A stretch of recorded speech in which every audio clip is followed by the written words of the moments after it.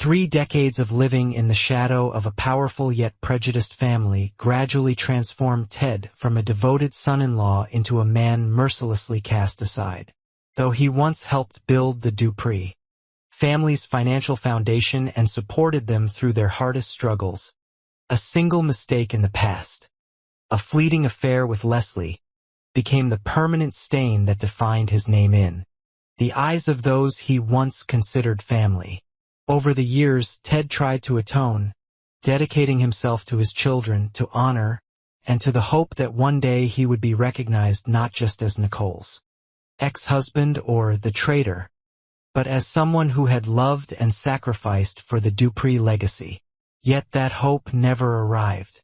Even when he tried to stop Leslie from pushing forward with the risky and controversial Dupree real estate acquisition, he wasn't only ignored, but was scolded by Nicole, forcing the family to side with their daughter rather than hear out the man who once stood among them. That moment cut like the final blade into the pride already scarred for 30 years. What brewed inside Ted was no longer ordinary anger but a compound of layered wounds, neglect, rejection, and humiliation. To him, it was not only alienation for infidelity but the haunting suspicion that the Duprees were hiding something far greater. A devastating secret they refused to let him uncover. Being excluded from internal meetings, financial projects, and even information about inheritance only deepened that conviction. Perhaps Leslie's return was no coincidence either. She always knew when to appear, how to make Ted feel needed and significant, and at his weakest moment she resurfaced like a familiar shadow, not asking forgiveness but offering a prominence within the Dupree estate. Both would be rewarded. At first Ted rejected the idea of conspiring with the woman who had shattered his marriage. Leslie had been the only one who ever listened, the only one who did not blind herself to his pain. Yet she was also the reason Nicole left him forever. Still, over time, moral boundaries blurred, especially as Ted realized that unless he acted now, his life would remain trapped in the label of disgrace. Leslie, in her way, convinced him that helping her was not betrayal but reclamation, a chance to regain his rightful place, not just in the Dupree family's eyes but within the legacy he helped create. Ted was no longer the trembling man enduring Vernon's or Danny's cold stares. Now he was a player in the game, and the table at the Dupree estate was where he would finally lay down the cards he had kept hidden for far too long. Harmless gathering, the family's traditional poker game, was held. But this time Ted was no silent observer. He spoke with calm yet cutting precision, daring to face Vernon, Anita, and Nicole directly, exposing the hypocrisy, favoritism, and false morality that had poisoned the family for generations. He recounted being excluded from family meetings, financial decisions from which he was deliberately barred, and the years Nicole denied him access to his son. He did not shout, nor did he weep, but his quiet tone poured fuel on the simmering fire beneath the family's carefully polished image. Leslie was present, silent, yet her calculating gaze fixed on Ted spread unease through the room. No one knew the truth of their current alliance, but the discomfort was as thick as smoke. Yes, estate. But his reasons may not have been as straightforward as claimed. Perhaps he was helping her reclaim her denied inheritance. Or perhaps he was crafting a plan to dismantle the family from within, using the very contempt they had heaped upon him as the lever to pry open their vulnerabilities. Leslie was no longer the impulsive young woman swayed by feelings. She was a shrewd strategist, familiar with every undercurrent of power within the clan that once cast her out. And Ted, after years of pain, may have chosen to align not for love but for opportunity, the chance to seize control of the game where he had long been only a pawn. The question was no longer if he would strike back, but how, and who would be sacrificed first. Leslie's return to Fairmont Crest was not merely to regain her place.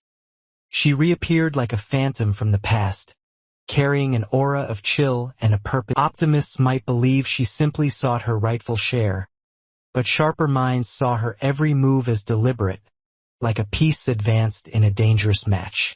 She wasted no breath on family sentiment or nostalgic regret, but zeroed in on contracts, frozen inheritances, and financial ties between Dupree trusts.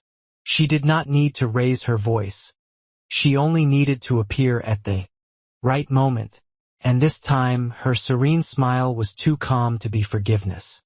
Perhaps she was executing the agenda of outside forces long bent on striking at the Dupree heart of power through those cast aside.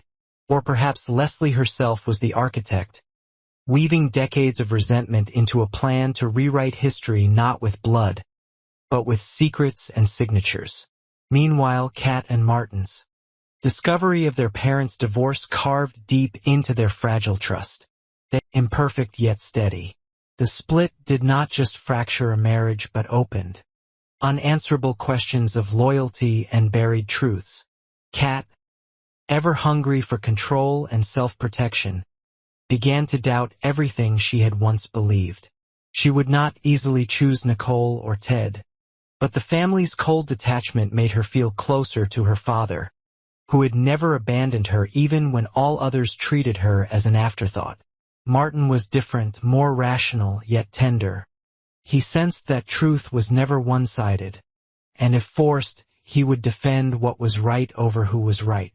But when they finally confronted Ted after the divorce, his gaze carried neither fury nor grief, only a bitter awakening, as though he realized his long silence had nurtured this very chasm. Now at a crossroads, Ted was no longer the man of mute endurance. He could secrets buried behind the Dupree estate's stone walls.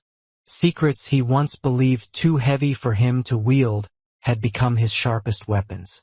If he struck, he might begin with Vernon's true will, a document capable of appending the entire inheritance structure, handwritten and hidden since Leslie was cut from the estate. Rumors claimed the will was never lawfully updated, and that Vernon had rewritten it under Anita's subtle pressure, the woman who had orchestrated financial manipulations and perhaps answered to a shadow consortium intent on monopolizing Fairmont Crest property. If revealed, Anita's role would collapse, and the succession line would topple like dominoes built on fragile paper trust. Yet another path remained: forgiveness and protection. Ted could wield these truths not to destroy, but to warn. To prevent a legal war in which Kat and Martin would be the ultimate casualties. He could do what was right, using the truth to restructure, not demolish. But that demanded he forgive himself, something far harder than any revenge.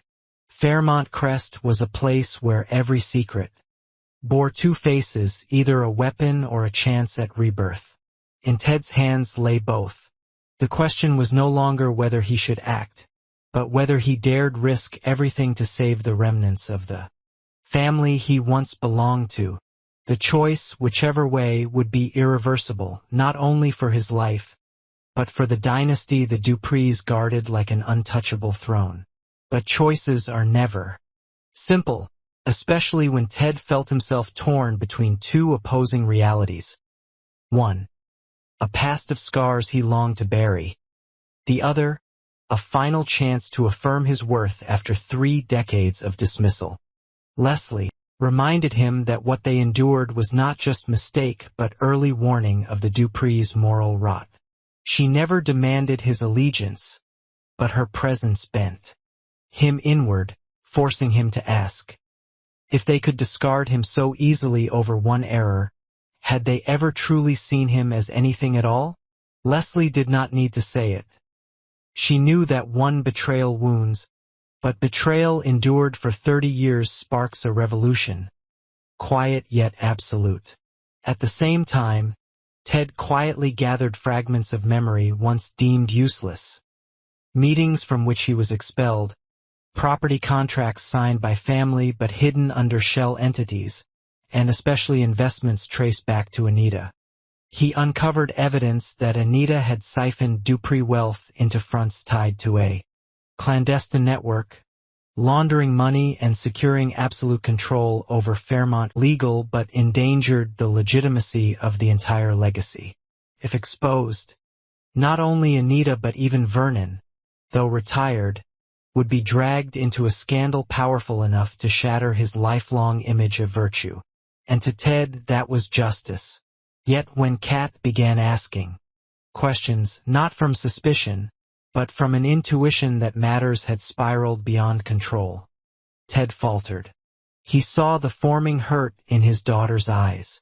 She did not need explanations, only the reassurance that her father still stood for what was right. Martin, with his sensitive heart and sharp mind, had already grasped that every adult choice bore a price, and often it was the silent ones who carried the keys.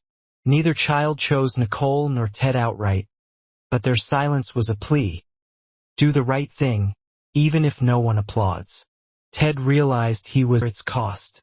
If he revealed Vernon's true will, with Leslie still named as principal heir, the current order would collapse. Assets would be redistributed, corporate control restructured, and Fairmont Crest plunged into brutal litigation. But if he kept silent, he would betray what he knew to be right, and remain sidelined as always. The difference this time was that he was not alone.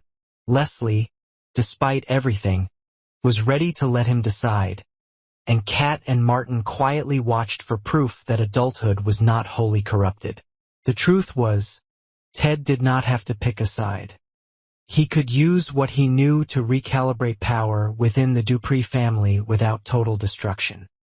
He could discreetly restore Leslie's share, force Anita to surrender her covert grip, return assets to transparency, and build a financial system Kat and Martin might want, not of vengeance, but of renewal. Yet if every effort was blocked, if the family continued to deny and banish him, the only path left would be exposure.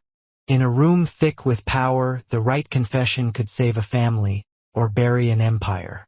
Ted understood this, and as he lifted his gaze toward Fairmont Crest from the hill below, he no longer saw it as an unscalable mountain, but as a fortress riddled with cracks, just wide enough for truth to shine through. If